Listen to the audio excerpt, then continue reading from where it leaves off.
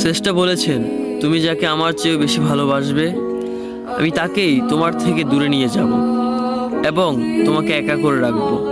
তিনি আরো বলেছেন, কখনো বলবে না তুমি তাকে ছাড়া বাঁচবে না, তবে তাকে ছাড়া আমি তোমাকে বাঁচাবো এবং পিছনের অনুগত সব আবেগ কুড়িয়ে নিয়ে তোমাকে দিব্যি সামনে নিয়ে যাব।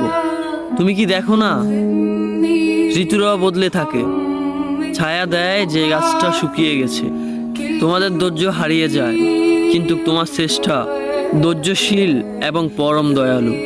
সেই ঝরে যাওয়া পাতার ঢাল থেকে আবারও সবুজ পাতা গজায়। তুমি দেখো না তোমার শ্রেষ্ঠার নিদর্শন, যে মানুষটাকে তুমি নিজের অংশ ভাবতে সেই মানুষটাও একদিন অচেনা হয়ে যায়, তোমার মন ভেঙে যায়। এমনকি তোমার বিশ্বস্ত বন্ধুরাও স্বার্থ পুড়িয়ে যাওয়ার পর বিশ্বাসঘাতকে পরিণত হয়। তুমি কি তা দেখো না?